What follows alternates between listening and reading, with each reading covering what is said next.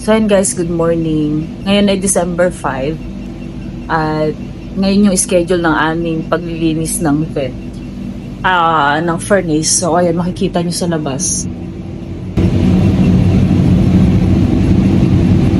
So ayan, kung matatandaan nyo guys, mga araang linggo, 2 weeks ago yata yun, yung nasira yung aming tapos nagpalagay kami ng insulation. Ngayon, dahil yun ay mga kung ano-anong dust, so magpapalinis kami ngayon ng furnace. So ayan, nililinis nila ngayon. So lahat ng vent namin papa-vacuum. So ayan. Ngayon naman, nagkataon din na masama ang pakiramdam ni ate. Tapos, wala naman kaming ibang pupuntahan. Gusto sana namin itago si ate. Maingay ate. It's okay. Lumaki yung mata niya. Nagulat ka, anak? Nagulat si ate. It's okay, anak ko. Sandali lang yan. Mas better yan kaysa madumi yung ating vent. Ha? Lamig ng paan. So nagkataon naman na masama din yung pakiramdam niya. Okay yung kanyang oxygen pero ang taas ng kanyang heart rate. What's going on, madam? Si madam din, madam na granny. Masama din ang pakiramdam kagabi. Paganda. Okay ka na, mama? Okay na. Nakamas ka pa.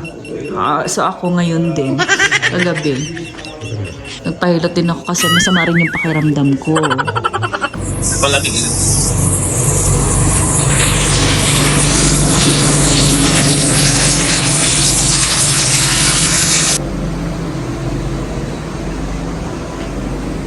Pwede mo bumaba, eh? Pwede.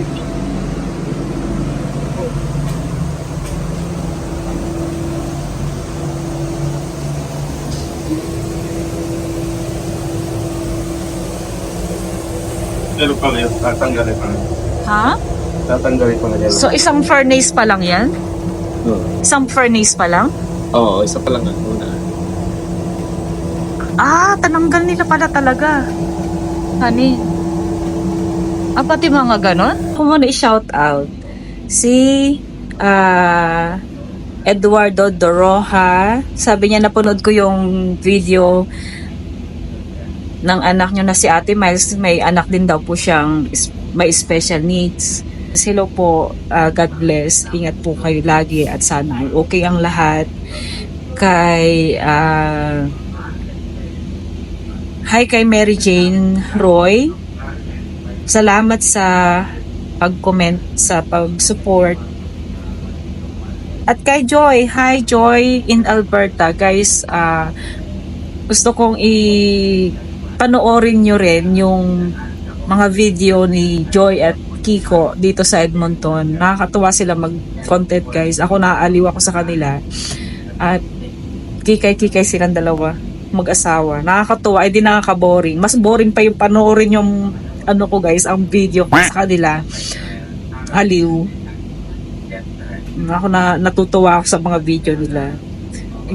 Sila ngayon nasa Pilipinas, kaya inaabangan ko lagi yung kanila video. Shoutout kay Lovely May Sasa. Maraming salamat. Doon sa aking kumars na millennials, Jennifer Gemini. Lagi siyang nakasuporta guys. Hindi siya ma-absent sa pagko-comment. Tsaka kay Tita Maria Bailoses. Hi kay Kuya Jay, Kuya Justin. Maraming salamat. So ayan guys, nagkaroon na si Ashton at si Miles ng online titos at titas na laging sumusubaybay din sa mga videos, ganyan. Ngayon naman, nakakatuwa kasi meron na rin siyang online lolo at saka lola. Si Lolo Manuel Aragon, tsaka si Lola Marie, kasi galing lang daw nila dito sa nakaraang summer sa Toronto naman. Kaya na sobra ng yelo ngayon dito. kasi December na. Tsaka, hi kay Sanki Chaniani at kay Roel Asejo na laging nagko-comment at sumusupport ng mga viewers. Thank you so much. Doon sa mga bagong subscribers, maraming salamat. At doon sa laging nanonood, maraming salamat guys sa inyo. Kumusta na si ate? Oh. Bakit parang suolin yung mukha mo, anak? Ha? Nasaan na yung oxygen namin? Nasaan na yung test ng oxygen niya, mama? Nawala na. Akin na, huwag mong tanggalin, mama. Tinanggal mo? Si June? Kasi kailangan natin i-test. Okay naman siguro siya. Mamaya na lang ulit. 10:44 na. Hindi pa kami nag-aalmusal. Walang almusal, Mabuti na walang lang kape. 2 hours lang sila, honey. Mami, sa Mastercard ko kinuha na lang to. Oo. Yan. Kasi, Utang pa more. utang ka more. Magkano, honey? 987.74. Doon ka na lang kinuha. Isang libo sa papapalinis ng ganitong bahay, guys. So, ayun na nga. 43 ba na lang natin? Okay. Guys, ito alam ito ng mga homeowners, no? Yung mga may bahay na talaga. Na kapag nagkaroon ka ng bahay, hindi lang ang isipin mo yung monthly mortgage, hindi mo lang isipin yung utilities mo monthly. Meron ka dapat talagang nilalaan sa mga bagay-bagay na hindi mo akalain na pagkakagastusan mo. Yung mga time kasi na may masisira, na ipapagawa ka, tulad yan, magpapalinis ng furnace. So, hindi namin na-expect guys na aabot ng 1,000, almost 1,000. Kasi nga, yung akala namin kasi yung sambahay namin guys, di ba nga, nagpalinis kami doon, parang nasa 200, 190, ganun. At least, okay na. Medyo kampante kami kasi nga iniisip namin si Ate Miles, guys. Hindi siya pwedeng maalikabok. Ngayon, magje-general cleaning ulit kami. Kasi nag-cleaning kami nung nakaraan. Ngayon, magje-general cleaning ulit kami. Kasi mabuti na lang, guys, hindi pa talaga kami yung maraming gamit. No, hindi kami maraming gamit dito sa bahay. Tama lang may couch, may ganyan. Para pag naglinis kami, isang pasadahan lang. Yun ang maganda kapag wala kang maraming abubot. Hindi na rin ang gusto namin guys na wala kang masyadong ginagalaw-galaw sa bahay. Hindi na. Ha? Hindi na yung gusto ito. Okay yun na yan. Ako yung kakain. So lalo na guys no, kapag nandito kami nandito ka sa area ng nasa area ka ng mga estates, mga subdivision, sabihin na lang natin. Once na tumawag ka sa ganyan mga service, tumatawag ka pa lang, tinanong nila yung location mo, boom, alam na nila kung iba ang rate nila sa ganitong community. Iba yung rate nila. Totoo ito guys iba yung rate nila kapag subdivision. Hindi ko alam, syempre iniisip nila marami sigurong pera or something. Malapit lang naman kami sa Edmonton Pero kapag alam nila yung area mo na ganito yung mga bahay, so iba ang rate nila. Pag nagtanong pa lang sila ng location at nasa-search nila na ang ganitong location ay ganyan ang mga bahay, iba ang rate nila guys. No? Pag tumawag ka, alam na nila kung magkano ang i-rate nila sa'yo. Kaya hanggat maaari kapag may bahay ka, alam mo mag-troubleshoot yung mga tumatagas lang na maliliit-liit. Dapat alam mo na talagang gawin. Meron ka dapat na mga gamit.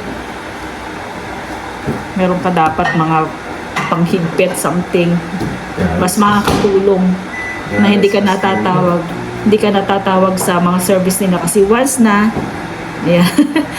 guys na itatawag mo pa lang, lalong-lalo na kapag weekend or Saturday, Sunday ay iba rin ang rate nila guys. Mas doble. Tapos kapag yun ay yung mga rush guys, no, halimbawa nasira yung furnace mo na talagang kailangan mo right away ay ma-servicean. So, ibang rate ng mga paparush ka. Pero to sa amin naman, na-schedule siya. Yun nga, sasabi ko sa inyo guys, iba ang rate nila kapag nandito ka sa area ng mga states or subdivision. iba rin ang rate nila. Tumatawag ka pa lang, alam na nila kung ilan i-charge nila sa'yo.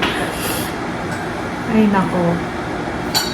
So, ayun guys, no, kapag may bahay ka, meron talagang mga unexpected na gastos na wala sa isip mo, may pagkakagastosan ka pala. Kaya guys, no, yung sa mga nagpaplano-plano na bumili ng bahay, sasabi ko nga, hindi lang yung monthly mortgage mo ang isipin mo. Meron kang istinasantabi or meron kang dapat binibigyan din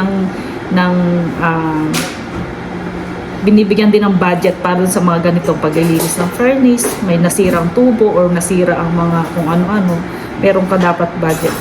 Sinasabi ko to guys sa mga sa mga bibili ng bahay, sa mga nagpaplano. Siyempre yung mga mayroon ng bahay, nararanasan nila kung ano talaga yung mga gastos, mga hindi inaasahan, ganun. So yun guys, maglilinis kami ngayon at busy kami ngayon. So si Mr. Uber driver ay hindi pumasok. So exempted siya for the whole week. Whole week na siya actually hindi appointment na naman ako pumasok. So bukas, ang appointment naman niya guys, meron siyang project sa sarili niya. Kasi kailangan ko bang sabihin? So kailangan natin kasi ng mga security measures dito sa bahay. So magti-training siya para sa seminar ng mga pang baril-baril. So dito guys, no, magtatanong siya ba paano yung pagkaroon ng ganon protection, magkaroon tayo ng protection dito sa bahay. Meron naman kami mga